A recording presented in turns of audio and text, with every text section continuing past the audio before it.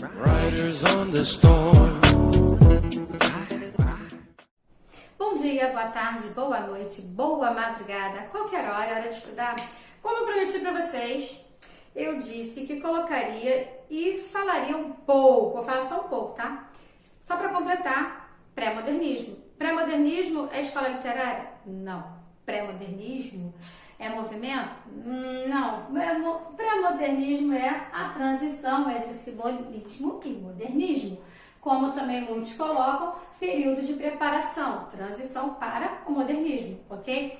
Eu, na última aula, falando sobre pré-modernismo, eu coloquei alguns autores. Eu falei sobre o pré-modernismo em si, né? O que era, como apresentado, o contexto histórico, as revoltas, a revolução. Fui apresentando o contexto histórico, apresentei as características, eu falei da pobreza, eu falei da riqueza, o urbano, o arcaico, certo? Então, veja só, aí eu falei sobre alguns escritores. Veja só, quando eu falo de Graça Aranha, eu coloquei aqui Graça Aranha, Monteiro Lobato, Euclides da Cunha, Lima Barreto e Augusto dos Anjos. Em alguns, por exemplo, eu já até comecei a falar, vou até começar por ele mesmo, Lima Barreto. Lima Barreto, galera, vocês já leram o livro do Triste Fim de Policarpo, o Triste Fim de Policarpo Quaresma, certo? E nós vimos o ufanismo como foi, como até mesmo comentei na última aula. Ele defendeu com tudo. Ele defendia o Brasil, extremamente ufanista, nacionalista, a terra dava tudo, certo? Ele fez muito pelo Brasil, foi na época do Floriano Peixoto também. Então, veja só, no final das contas, o que aconteceu? Ele foi morto pelo Brasil. Euclides da Cunha, ele trabalhava, olha só, a linguagem coloquial. O Triste Fim de Policarpo Quaresma não tem uma linguagem rebuscada, a linguagem é extremamente simples, é coloquial. Ele trabalha bem isso aqui, trabalha bastante com regionalismo também. O sincretismo, o poder de inovar, né? A inovação da escrita, né? Que é colocado e é característica do pré-modernismo. O Brasil fanista, eu já falei agora, personagem popular. Ora, ele era popular, Policarpo era popular, extremamente popular. Vocês leram o texto, né? Um cara que trabalhou, ficou em um lugar, que serviu, que estava lá brigando pelo Tupi-Guarani no início do filme, no início do livro. Não sei se assistiram aos dois, se leram e assistiram, vamos corrigir, né? O preconceito, tinha preconceito presente também, nós vimos isso também na leitura, certo? E ele aqui tinha um problema, né? Porque ele sofreu, se não me engano, ele sofreu preconceito também, tá? Devido à sua própria cor. E o texto dele sempre tinha um bom humor, só que bastante ironizado, certo? Falei também do Monteiro Lobato. Monteiro Lobato, uma linguagem culta. Os seus textos aconteciam onde? No interior, né? No interior de São Paulo. Ele é paulista. Ele era advogado também, tá? Ele apresenta a miséria. Ele apresenta o Brasil pobre lá no interior, correto? Ele fala do caboclo e do caipira, ele fala do Jeca Tatu. Eu até falei do Jeca Tatu, porque o Jeca Tatu ele é apresentado como um mulato, uma pessoa que trabalha na fazenda, uma pessoa simples, que não sabe ler, que não sabe escrever. Aí eu fiz e eu costumo fazer a comparação com o tio Barnabé, porque o tio Barnabé também não sabia muito do Sítio do Pica-Pau Amarelo. Monteiro Lobato é muito conhecido também pelos contos, ele tem vários contos, correto? E muito conhecido pelo Sítio do Pica-Pau Amarelo, tem uma literatura infantil também muito grande, ok? Coloquei já aqui, caboclo, caipira, Jeca Tatu, olha só, tá tudo lá para dentro do interior. E ele tinha uma linguagem culta, também pudera, né? O cara era advogado, tinha até uma linguagem um pouquinho acentuada, né? Quando queria, mas em sua maioria não tinha aquela linguagem tão rebuscada a nível de pensar em linguagem do direito. Não, tem uma linguagem culta, muito culta, tá? Mas não extremamente exacerbada como o Parnaso, o parnasianismo, por exemplo, tá? Aí eu falei também, deixa eu ver alguém mais que eu tenha citado. Vamos lá, vou pro Graça Aranha, Canaã. Euclides da Cunha, eu tenho Os Sertões. Esses livros, galera, vocês têm que ter um pequeno conhecimento, de preferência, conhecer o básico deles para vocês poderem dar a partida, tá? Em todos os textos literários e provas que vierem à frente. Canaã, Graça Aranha. Graça Aranha já fala da imigração, ele já está puxando a parte da imigração. Ele já faz a análise do Brasil, como é o Brasil como é. Não se esqueça que no pré-modernismo tem aquela parte lá dos panfletos, lembra? Que o panfleto é a parte final, que tem a tese, a visão do quê? De qual era a raiz, onde está a raiz do problema, vamos começar, vamos denunciar, vamos criticar, certo? Assim como Machado de Assis criticava também, ele apresenta os comportamentos também dessa época, desse grupo. A natureza, ele também apresenta, só que, vamos lá, quando você pensa Por que eu coloquei diferente do romantismo? Porque em todas as minhas aulas de literatura eu faço um passeio em algumas escolas literárias, correto? Então, quando eu faço esse passeio no romantismo, eu vou lá na primeira geração, e na primeira geração, minha terra tem palmeiras onde cantam o sabiá, né? Pois bem, naquela primeira geração, o que acontecia? O Brasil não tinha nenhum defeito, correto?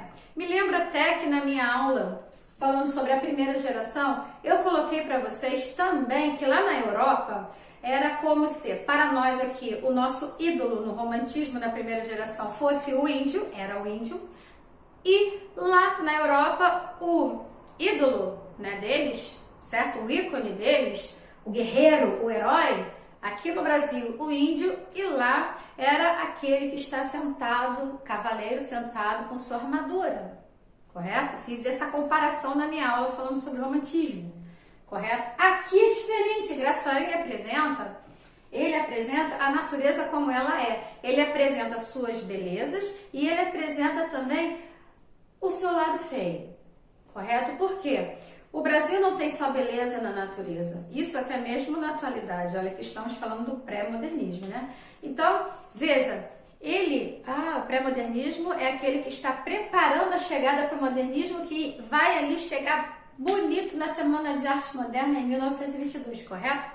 Aí veja só, o romantismo, né, ele não coloca defeitos, já Graça Aranha, ele já apresenta os defeitos. Por exemplo, se fosse colocar hoje, os rios estão sujos, as matas estão queimadas, entre tantos problemas existentes hoje, pleno século XXI, então, se houvesse, e havia em algum momento, só que não na mesma intensidade, é claro, esse tipo de problema, ele seria apresentado por Graça Aranha em seus escritos, ok? E ele trabalhava o romance de tese, aquele da denúncia, aquele que critica, aquele que panfleta, né? Que vai para o panfleto, que bota lá o documento para poder todos lerem, verem, ouvirem, seja do Brasil pobre, aquele lá da área rural, ou aquele lá da metrópole, da capital, certo? Porque no pré-modernismo não existia mais aquela parte da classe média, a parte da...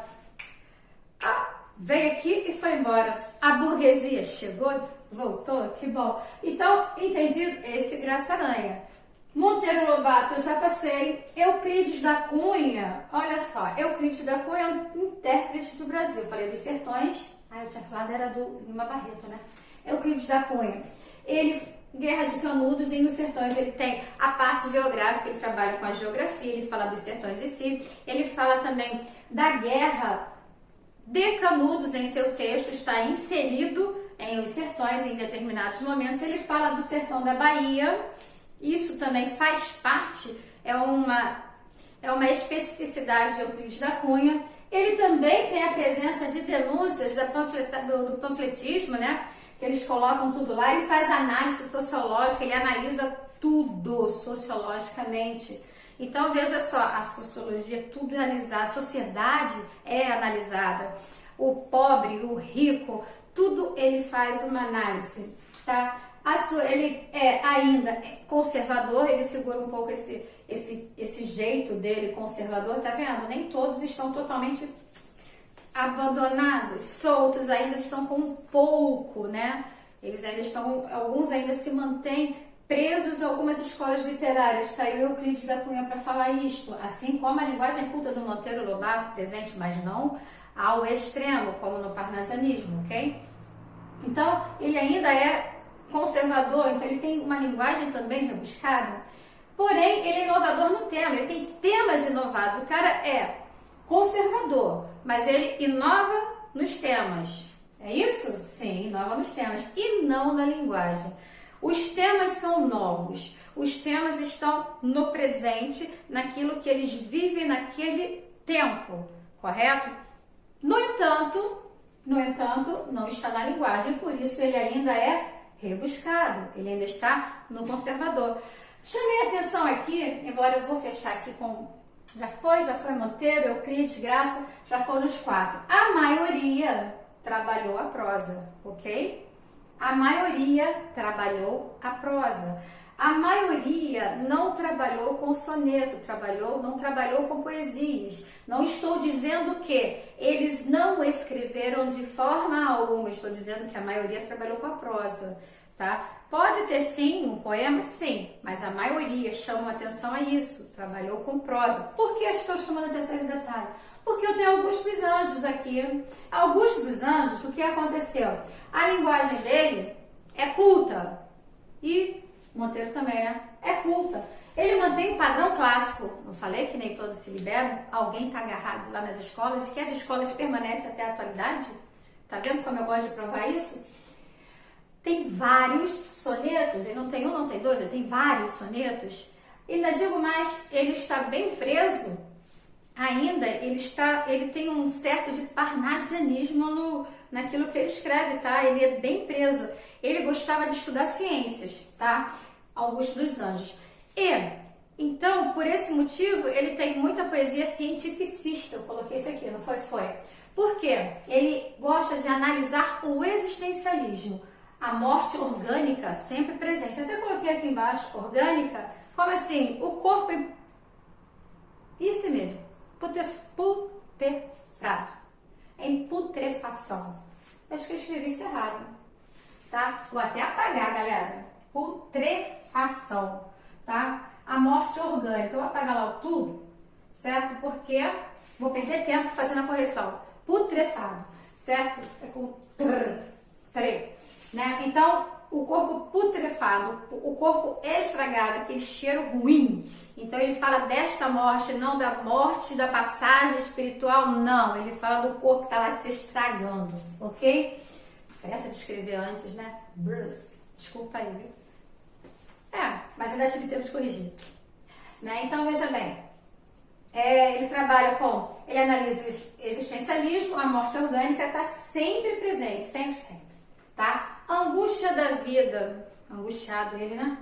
Morte presente, mas a morte ela está sempre presente, tá? Faz parte do texto dele. E ele é materialista.